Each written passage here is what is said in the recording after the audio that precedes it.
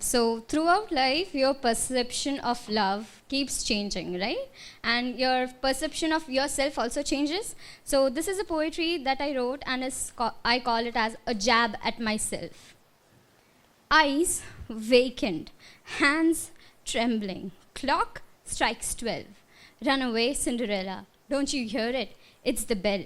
I sit there, cowering in a corner, trying to recollect how and when it all went to hell.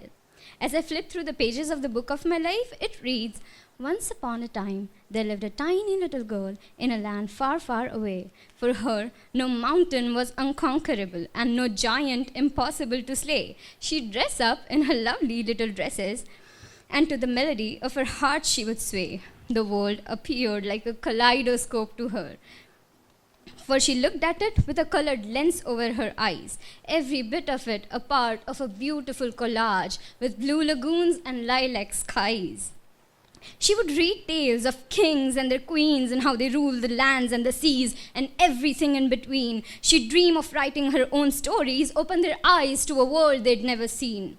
When she looked at herself in the mirror, the only thing she'd reflect was light, her eyes so full of hopes and aspirations for a future that shone so bright. This was the story of the girl who was yet to know that there's no good in goodbyes. Tick tock, she'd watch the hands of the clock go. Slowly but surely, time flies. She was a little bit older now, perhaps a little bit wise.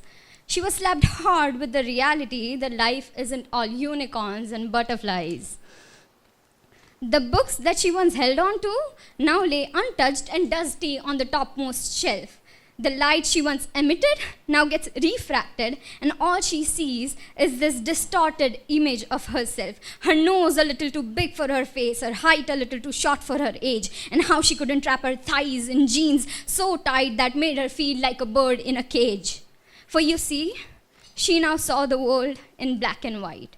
Self-doubt was so deeply engraved onto her bones that she could no longer put up a fight. She'd scream out battle cries. She'd inflict upon herself every night. She'd fight valiantly, and most nights she'd win. But on the ones she didn't, for each one she didn't, you could see a scar on her skin. The love potions she'd brew as a kid had now gone bitter and turned into concoctions of self-hate. For her, true love wasn't even up for debate.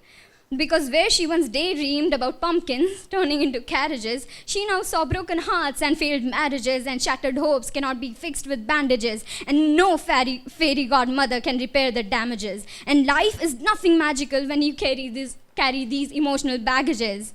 She now lives in a recurring nightmare where Prince Charming does knock on her door with a glass shoe in his hand and ready to commit.